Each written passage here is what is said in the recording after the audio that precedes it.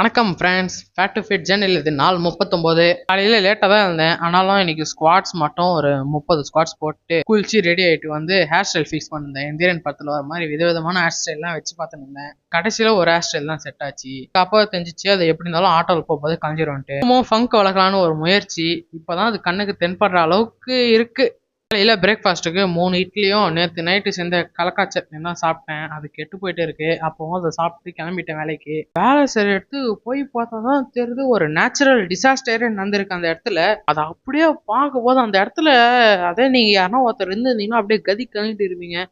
இருந்த ப்ராடக்ட்ஸ் எல்லாம் நனைஞ்சிட்டு இருக்கு. இன்னொரு பக்கம் போயிட்டு கேட்டை ஓப்பன் பண்ணி பார்த்தா குரங்கு பீயும் இலை எல்லாமே இருக்காங்க. அதெல்லாம் பார்க்க பார்க்க நேற்று நைட்டு பெஞ்ச மழை மேலே ரொம்ப வெறி வருது.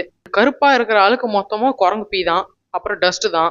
ஆனாலும் அதெல்லாம் பார்த்துட்டு சும்மா இருப்பேனா? கொஞ்ச நேரத்தில் அப்படியே ஃபுல்லாக மோட்டிவேஷன் சாங்ஸை போட்டுட்டு வேலையை பார்க்க ஆரம்பித்தேன் பாருங்க ஃப்ரெண்ட்ஸ். அப்படியே இடம் எல்லாம் பல பலன்னு ஆயிடுச்சு. அப்படியே இன்னும் கொஞ்சம் நரன்னு போட்டு தேய்ச்சி இருந்தால் கண்ணாடி மாதிரி ஆகிட்டு இருக்கும். வேலையெல்லாம் முடிச்சுட்டு ஒரு அற்புதமான காஃபியை குடித்தேன். அதில் பார்த்தா சர்க்கரை இல்லை, அதுவும் நல்லதுதான்ட்டு இந்த இடத்துல ஒன்று பதிவு பண்ணிக்கிறேன். நான் மட்டும் க்ளீன் பண்ணல, என் கூட வேலை சரி இன்னொருத்தவங்களும் சேர்ந்து தான் க்ளீன் பண்ணாங்க. தனியாலாம் செஞ்சுருந்தேன்னா ஃபேட் டு ஃபிட் ஜெர்னி ஒரே நாளில் முடிஞ்சிருக்கும்.